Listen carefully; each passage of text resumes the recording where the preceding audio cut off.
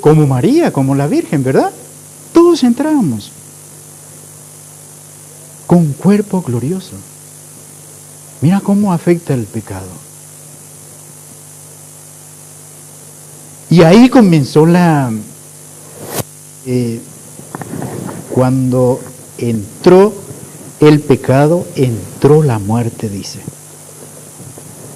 Y por eso volvemos a recordar del Eclesiastés 12:7.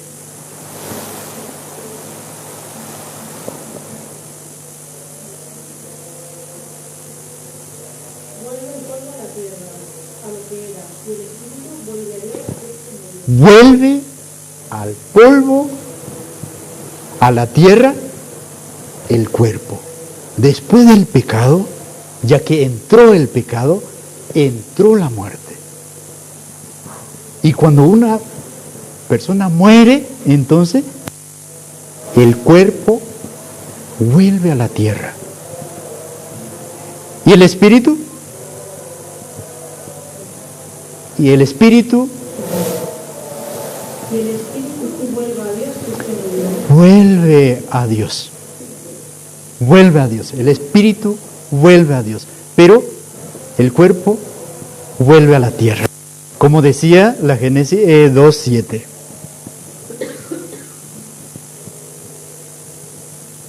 Qué interesante, ¿verdad?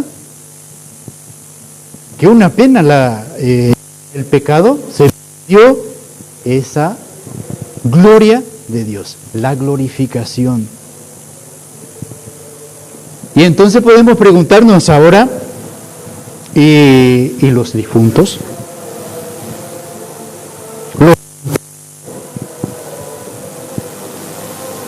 ¿Qué pasa con ellos? ¿O no le viene esa pregunta?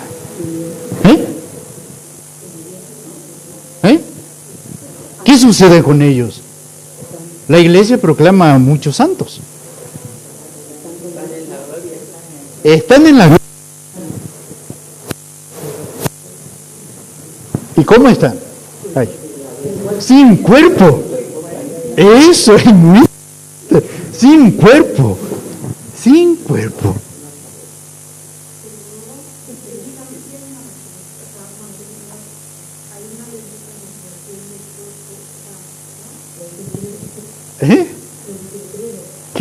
¿Qué dice el credo? Resucitaremos, pero en futuro. En futuro. Y hoy justamente la lectura era del juicio final, que cuando el Hijo del Hombre decía, vuelva con todos sus ángeles, todo, entonces resucitarán. Entonces los santos están sin cuerpo. ¿Y la Virgen? La Virgen ya está con un cuerpo glorificado. ¡Qué interesante! ¿Y quién es el otro? Jesucristo. Jesucristo es el que abrió. Él es el primer hombre que resucitó cuerpo y alma.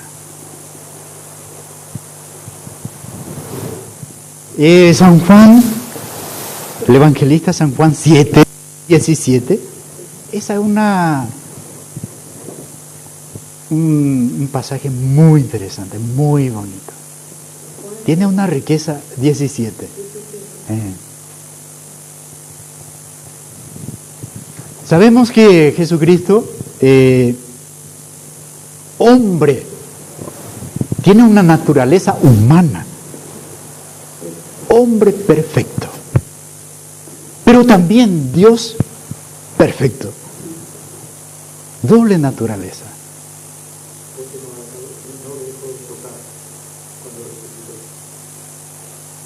¿No dejó tocar?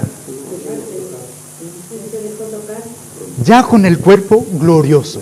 ya no es más el mismo cuerpo, porque San Pablo después hablará también la diferencia de este cuerpo de carne, sangre. San Pablo decía que después de la muerte se vuelve a la tierra, pero resucita con un cuerpo diferente, glorioso. No es el mismo, pero sí no pierde la identidad. Después vamos a leer eso, a ver si qué dice Juan 17. 17. Habló de eso. Y alzando los ojos al cielo dijo: Padre, ha llegado la hora. Glorifica a tu Hijo. Ay, glorifica a tu Hijo. ¿Por qué Jesucristo pidió a su Padre para que le glorifique?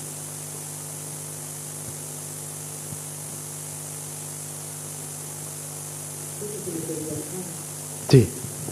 En el versículo... Para que tu Hijo te glorifique a ti. Sí. En el versículo 5, a ver, versículo 5. Ahora, Padre, glorifícame tú junto a ti. No 5, versículo 5. Versículo 5. Sí. Versículo 5. No, versículo del mismo, capítulo 17. ¿Sí? Sí. El 5. Sí. Ahora, Padre, glorifícame tú junto a ti, con la gloria que tenía a tu lado antes. La gloria que tenía a tu lado antes. Que el mundo fuese. Jesucristo tenía la gloria con su Padre antes de la creación de todo. Por eso nadie le creó. Tenía esa gloria siempre, como Dios. Pero como hombre, después de la encarnación, Él pide a su Padre para que le glorifique como hombre. Él entró en el cielo con el cuerpo glorioso.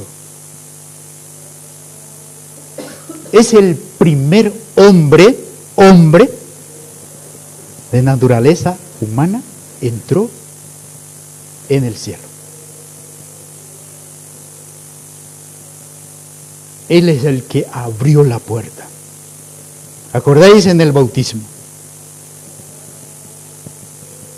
Cuando bajó en el río Jordán, le bautizó San Juan el Bautista y dice que se abrió las puertas de los cielos al recibir el bautismo de Juan.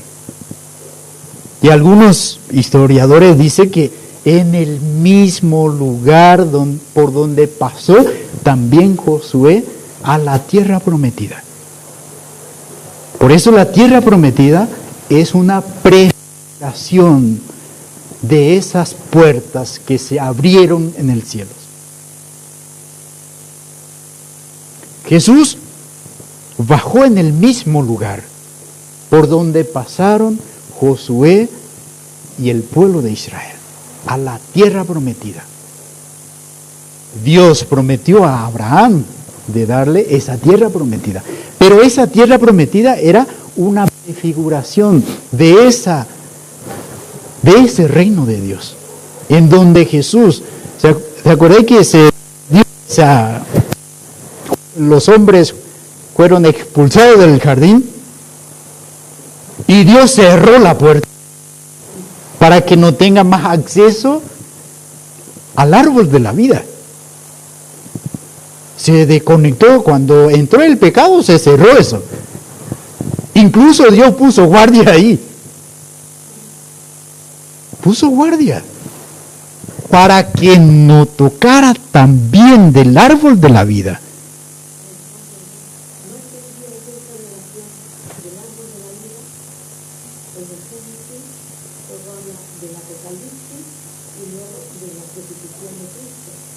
Sí, sí.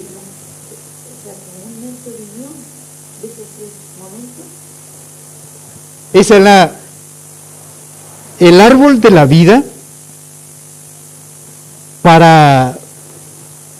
fueron expulsados del jardín para que no tocara del árbol de la vida.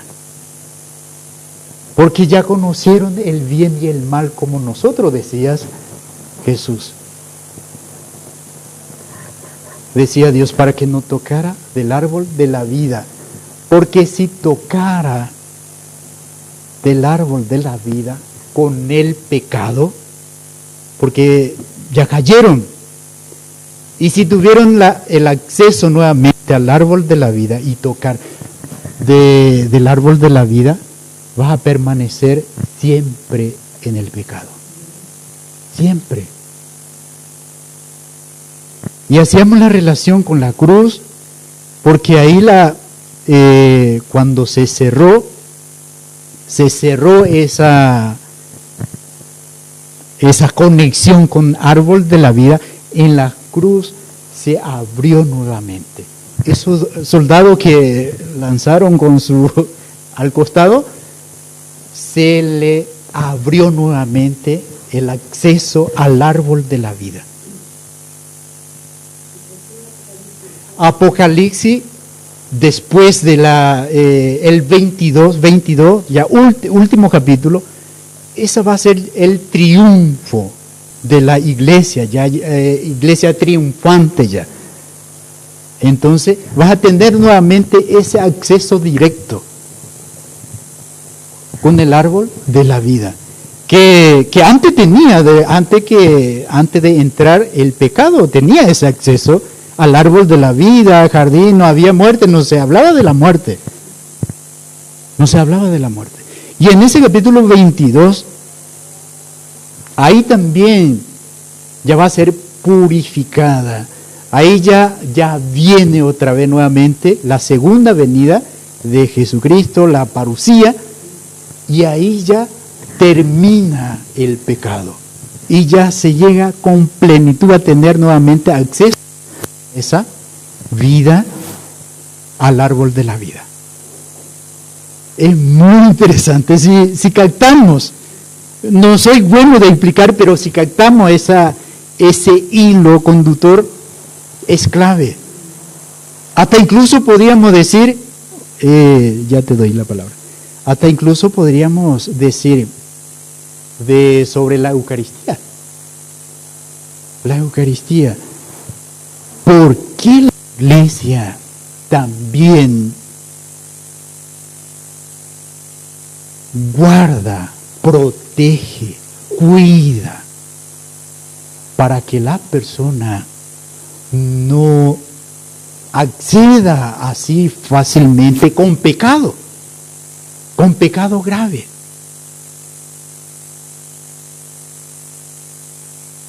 Dios protegió al árbol de la vida para que no se tocara. Y la iglesia también hoy en día tiene la misión de cuidar, proteger la Eucaristía. Allá en el fondo la Eucaristía se ha convertido en árbol de la vida.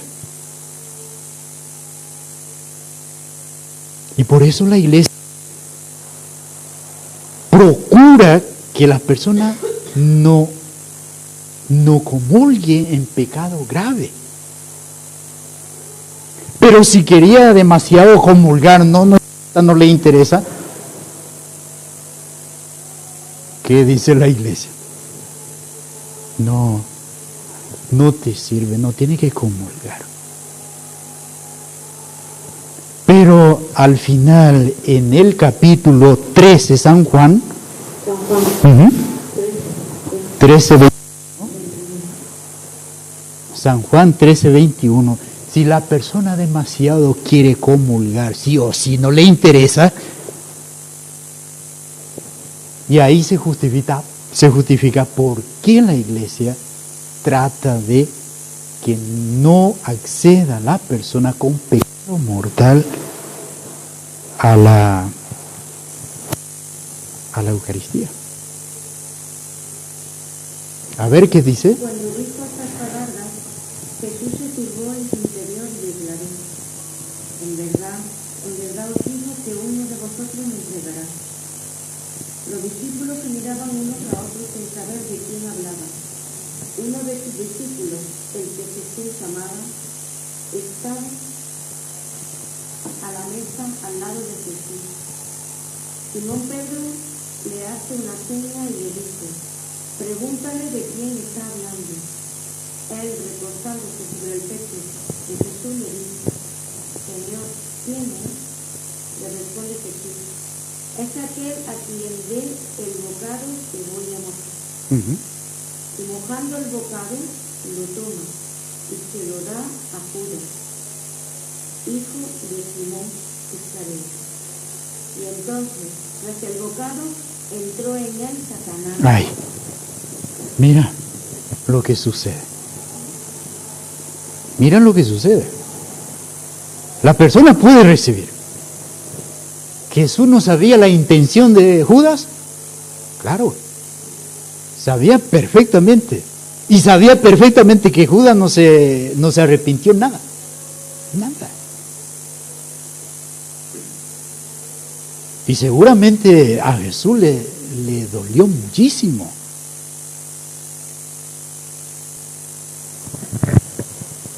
Pero le dio. Entró el pan mojado, es el Satanás.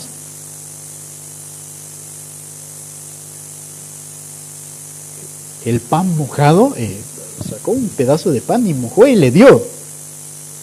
¿Ese es el Satanás o no? Eso, después, por favor, después tiene que ser. Después tiene que ser porque tras, ¿cómo dice? A ver, ¿escuchamos? Jesús le dice: lo que vas a hacer, hazlo pronto. Pero ninguno de los comensales entendió por qué se lo decía. Como Judas tenía la bolsa. No, ante el Judas, al recibirla tras él, decía.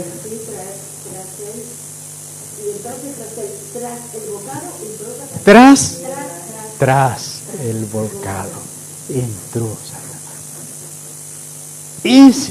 De eso la iglesia cuida mucho. Y pide encarecidamente que las personas no accedan a ese árbol de la vida con un pecado grave.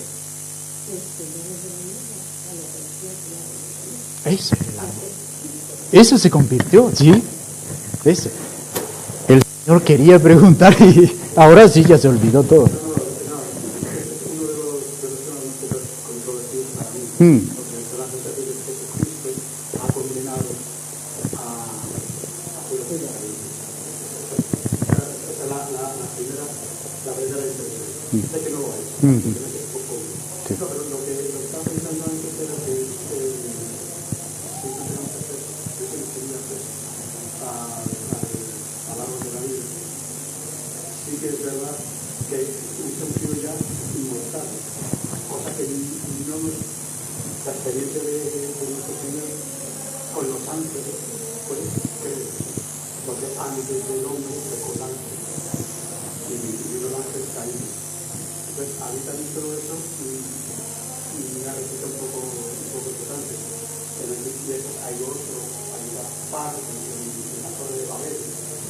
Que también me llama mucho la atención, es que cuidado, no vayan a hacer con la ciencia, vayan a esperar a Dios. Hay una serie de, y esto de aquí, para mí siempre la historia de Judas me es muy, no sé cómo decir, me es muy impresionante, porque da la sensación de que Judas era completamente necesario para la salvación del hombre. Y no es un salvador, no es un redentor. ¿Cómo? Eso para mí siempre es un misterio. hablaba de, yo siempre me costaba también, hasta incluso me enojaba con Adán y Eva, porque que ahí comenzó el pecado, ¿verdad? Pero como decía el Señor, en realidad en otra creación. Hablamos de primer relato, ¿se acuerdan de que Dios creó primero el cielo? Primero el cielo. Y después comenzó a adornar y aparecen los seres espirituales. Los ángeles, seres espirituales, no son corpóreos, no tienen corporeidad como nosotros y tampoco pertenece en este espacio y tiempo. Pero ahí comenzó y algunos dicen que por envidia, porque ya sabían, ya que ellos fueron creados más perfectos que nosotros. Superior, los seres espirituales superiores de nosotros. Pero ahí bien la pregunta, porque ese es el problema. Dios creó el cielo, creó todo, el primer relato, y después en el segundo relato creó la tierra. Después de crear la tierra, creó al hombre.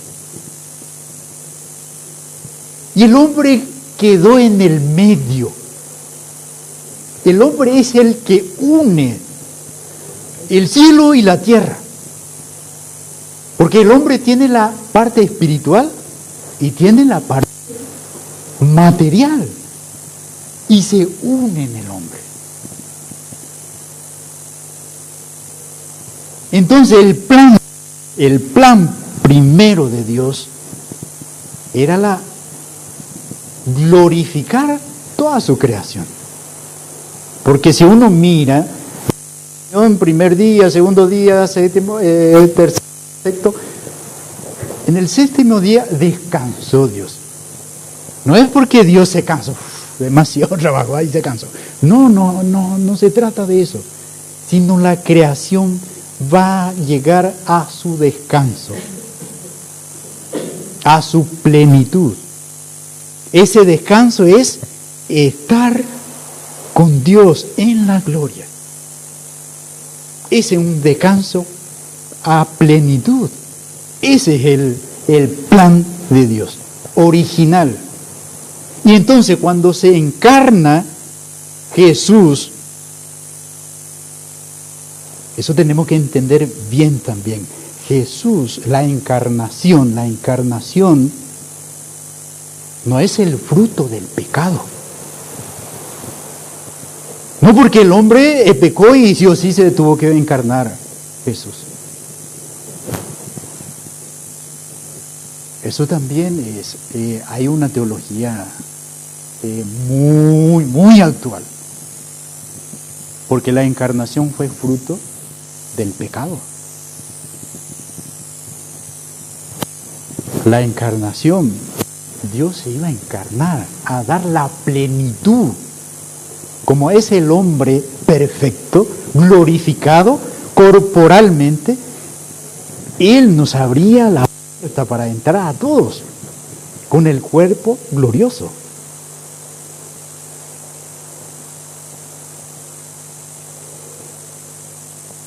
¿Han entendido eso? ¿Será? Me llama la atención si entiende eso, es demasiado ya. ¿Sí? El plan de Dios era precisamente ese, que el hombre accediera al cielo, digamos, de una manera sin pasar por la muerte ni sin pasar por todo lo que pasó.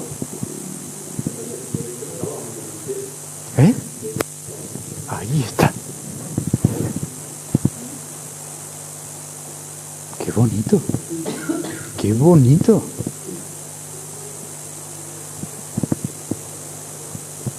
Pero lo mejor que el Señor no nos dejó en el pecado. Nos dio la posibilidad. de acceder a esa vida, al árbol de la vida. Esa es la gran noticia de Dios. Cuando cayó el hombre, en Génesis 3:15, ahí el Señor ya tenía plan de recuperar otra vez al hombre, a su creación. Pero ya con libre, voluntariamente, la persona tiene que aceptar. Libre y voluntariamente. Esa libertad es muy bonita.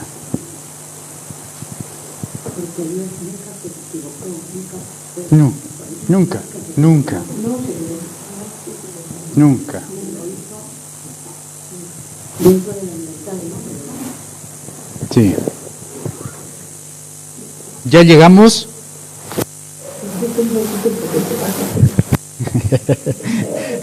Ya llegamos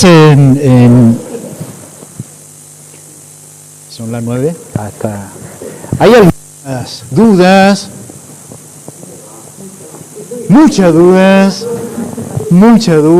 mucha confusión. Eso de a poco iremos profundizando, porque sí o sí tenemos que ir a profundizar, volver. Es la Sagrada Escritura es un tipo, se tiene que armar de a poquito. Pero cuando la persona agarra el hilo conductor, ahí sí que ya tiene sentido.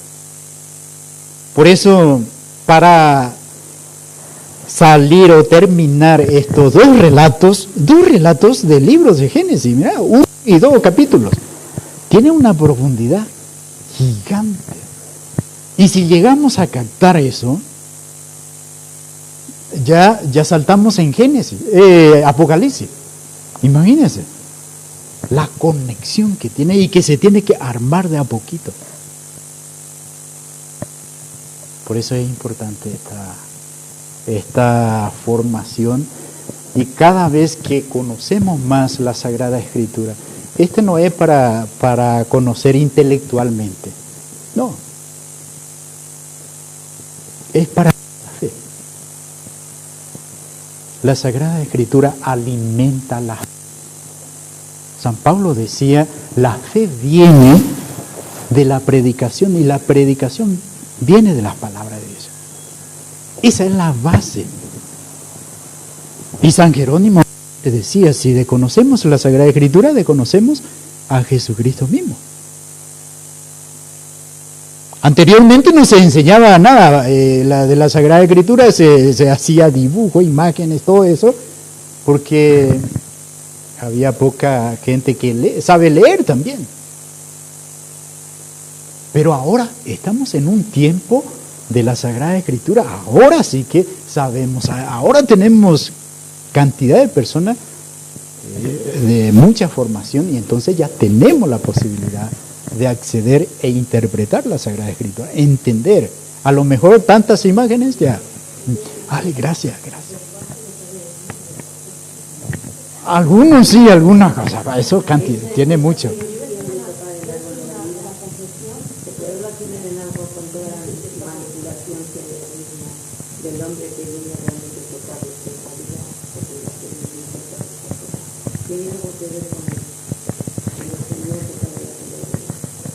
Tiene muchísimo.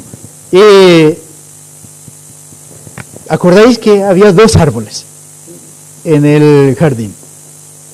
Y tocaron por un árbol. Pero siempre tenemos que entender el libro de Génesis es un relato simbólico, no podemos interpretar literalmente. Ese de tocar del árbol de la ciencia y del mal, del bien y del mal, allá en el fondo, lo que quiere decir el hombre, nosotros no queremos ser criatura. Sí. Quiere ser Dios. Claro, ese. Cuando tocó del árbol de la ciencia y del mal que estaba prohibido, entonces directamente dice a Dios, nosotros no queremos ser criaturas. Nosotros queremos ser dioses. Seréis como Dios, se le dice el demonio. Ese. Así mismo. Entonces tiene muchísimo en el de Dios. Por eso estamos decidiendo todos. Y vamos a ampliar más y estamos comenzando ahora. Sí, se va a ampliar eso.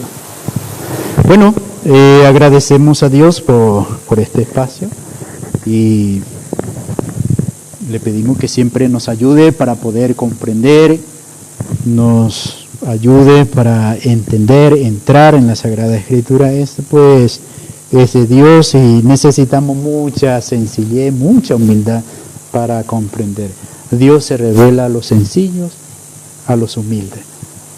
Si nos acercamos con orgullo a la Sagrada Escritura, no vamos a entender. Es un misterio, pero es un tesoro escondido que poco conocemos. Cuando más conocemos, más vamos a enamorar de la Sagrada Escritura. Nos ponemos de pie para agradecer al Señor por este encuentro. Dios te salve María, llena eres de gracia, el Señor es contigo. Bendita tú eres entre todas las mujeres, y bendito es el fruto de tu vientre, Jesús. Santa María, Madre de Dios, ruega por nosotros pecadores, ahora y en la hora de nuestra muerte. Amén. Gloria al Padre, y al Hijo, y al Espíritu Santo. El Señor esté con vosotros. La bendición de Dios Todopoderoso, en el nombre del Padre, del Hijo y del Espíritu Santo. Amén. Muchas gracias a todos.